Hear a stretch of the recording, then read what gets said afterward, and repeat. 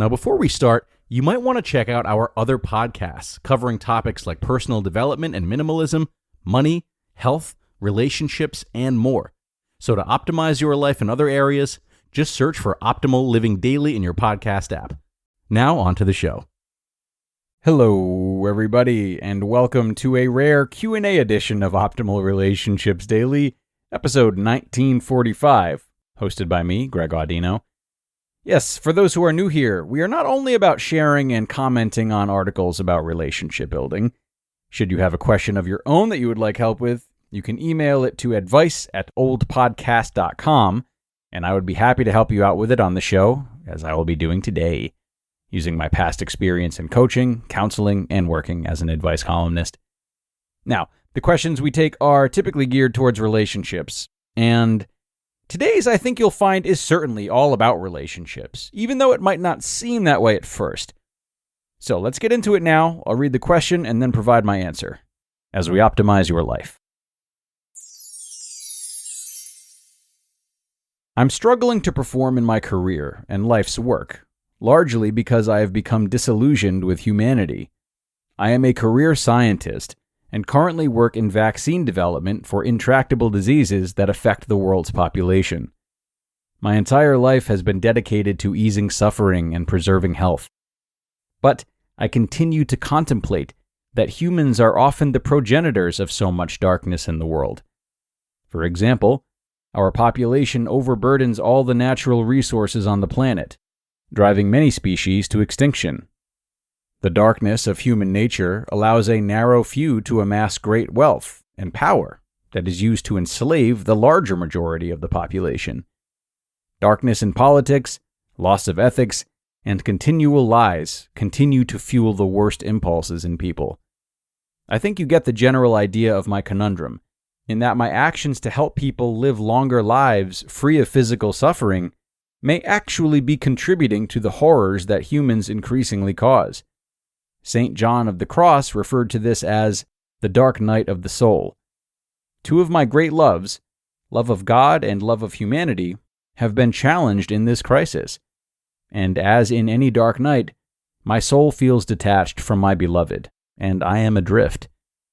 What advice and guidance would you give to someone like me, who's facing a crisis of faith in the humanity that I am a part of, and the God who allows humanity to destroy itself and everything around him? Okay, and thanks a lot for sending in this question today, Asker.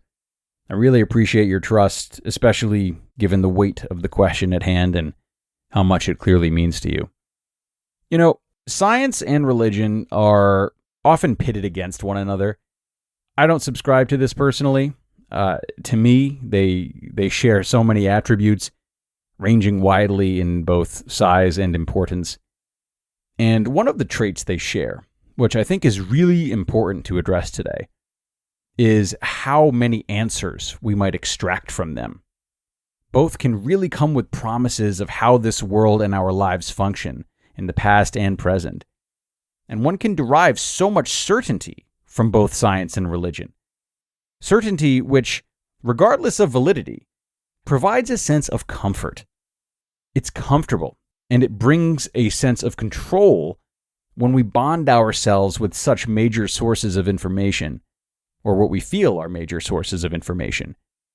This is one of the many reasons why people fall so deeply in love with both science and religion. They can each help us feel as though we have some of life's biggest questions figured out, which is a lovely feeling. But sometimes, when we lend ourselves to such massive ideas for a long time, and we devote ourselves to being lifelong participants in them, we find that our old beliefs don't hold up the way they used to. We notice our inner and outer lives changing in ways that no longer align with how we used to interpret the world and the answers we thought we had about it. It's a tale as old as time, and it's told in marriage, it's told in career, it's told existentially, as is the case for you. Now, I believe that this is the stage in which you found yourself. Big ideas that once made so much sense and you were so sure of have seemingly turned their backs on you as you've been exposed to new experiences that you wouldn't have anticipated and now you don't know what to believe.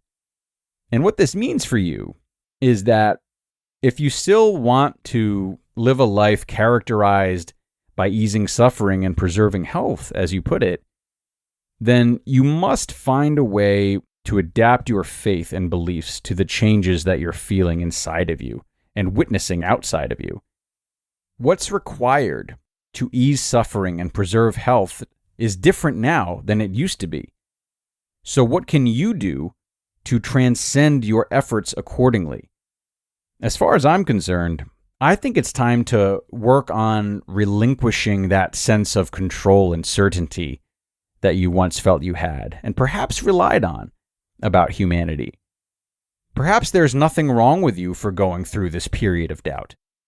Perhaps the darkness in people is necessary for light to exist. Perhaps it's above our pay grade as mere mortals to see the spiritual significance of earthly atrocities. Maybe we aren't meant to see the beauty or reasoning that comes from absolutely everything, which would make faith and surrender and open-mindedness even more important than we ever thought they were.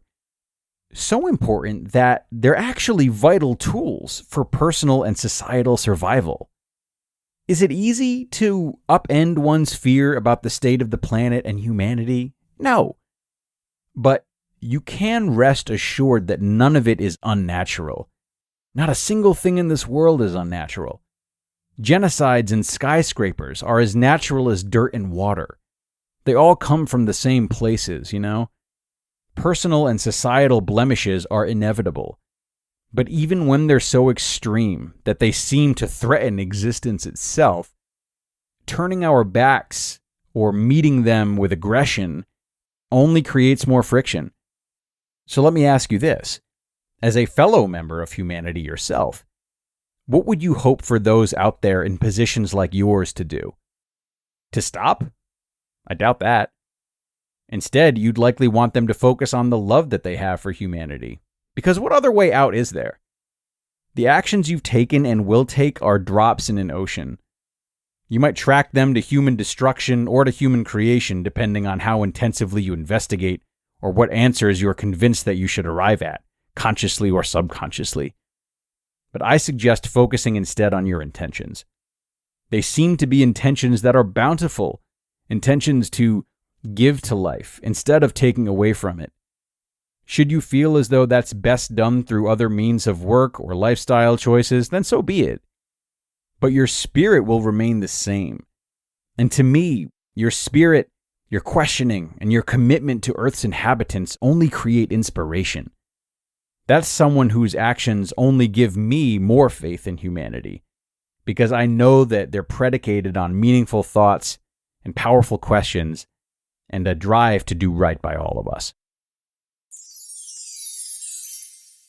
This episode is brought to you by Regain Couples Therapy by BetterHelp. Whether you're in the honeymoon phase or partners for life, perfectly content with your partner or going through a rough patch, setting aside time to listen to each other and work through conflicts can transform your relationship. And I can tell you from experience that sometimes the best place to learn how to be the listener or communicator that your partner needs is in therapy. If your relationship is having ups and downs, or you simply want to work on yourselves together, consider giving Regain a try and see how your relationship can improve, no matter what stage you're at. This is an entirely online form of therapy that's not only helpful, but also designed to be convenient, flexible, and suited to your schedule. Just fill out a brief questionnaire to get matched with a licensed therapist and switch therapists anytime for no additional charge.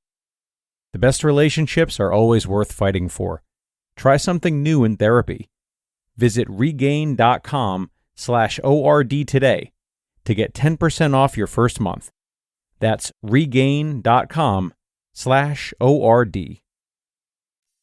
All right, and thank you again to the asker for sending in such an important question today. Of course, it's my hope that my answer today gave you some new ideas to play with. Certainly, your experience thus far is built upon a long history of deep beliefs and time spent right on the front lines of humanity, if you will. So, I do hope you're able to give yourself grace should it take you a while to come to peace with the stage you've entered into. and openness when it comes to changing how you think or act going forward. I wish you the best with that, and I remind you and everyone out there listening that my door is open should you need some more help.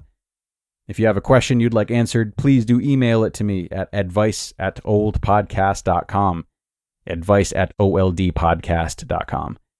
I love hearing from you all, not just with questions, but even with thoughts about the show or just to say hi. So don't be shy. That brings us to the end, though, everyone. So thank you once more for tuning in. Enjoy the remainder of your weekend, and I'll be back with you tomorrow, where your optimal life awaits.